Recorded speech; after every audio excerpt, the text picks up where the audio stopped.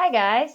In this video, we are going to be looking at our last of the rigid transformations. So last week we learned about two different rigid transformations, and those were horizontal shifts and vertical shifts. So now we're going to look at reflections. So there are two different ways you can have a reflection.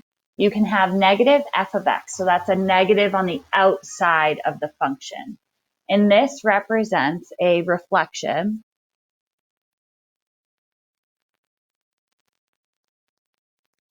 over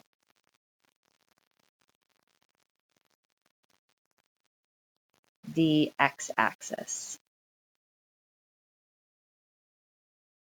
Now, what I want you to think of when you think of negative f of x, think back to our quadratics unit. And when you had a negative a value, the quadratic opened down. When you had a positive a value, the quadratic opened up.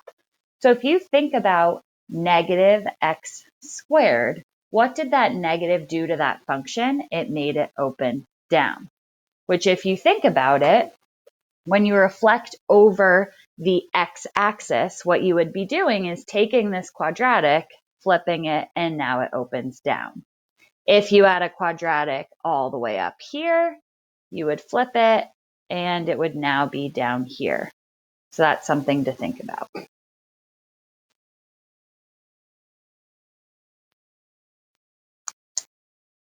Now, when you have f of negative x on the inside, this represents a reflection over the y-axis. Now, something to keep in mind here is thinking back to what we did last week. If you had something on the inside of the function, so x minus 2 squared, that moved the function left and right. It had an effect on your x values.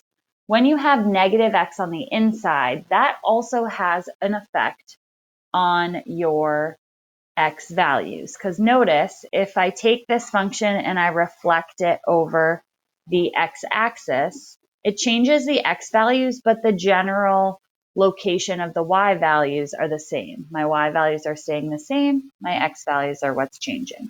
And that's what happens when you reflect over the y-axis. So now let's look at some graphs. So if I have the absolute value of x plus 3, so that's going to be my original function right now that I'm going to look at. So if I have the absolute value of x plus 3, negative 5 plus 3 is negative 2. The absolute value of that is 2. Negative 4 plus 3 is negative 1. Absolute value is 1. Negative 3, that would be 0. Negative 2 plus 3 is 1. Absolute value is 1. Negative 1 plus 3 is 2. Absolute value is 2.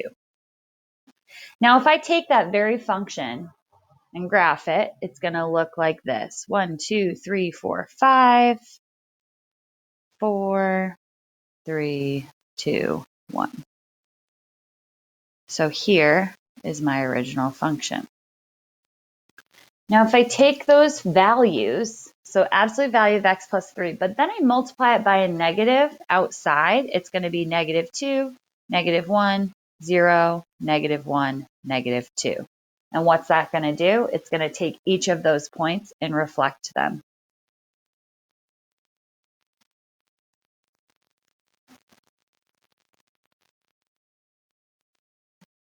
And now my new function, instead of opening up, is opening down.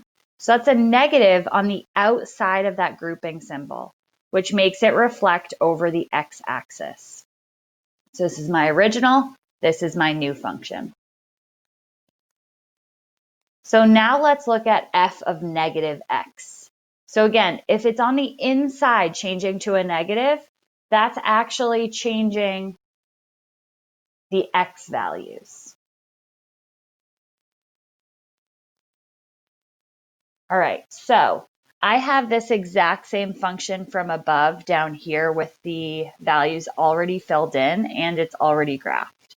So now I'm given new x values and I'm going to plug those into this function. So negative 1 plus 3 is 2. Absolute value is 2. Negative 2 plus 3 is 1. Absolute value is 1. Negative 3 plus 3 is 0. Negative 4 plus 3 is negative 1. Absolute value is 1. Negative 5 plus 3 is negative 2. Absolute value is 2. So 1 comma 2, 2 comma 1, 3 comma 0, 4 comma 1, 5 comma 2. And look, this function flipped over the y-axis. So inside, reflection over the y-axis, outside, reflection over the x-axis.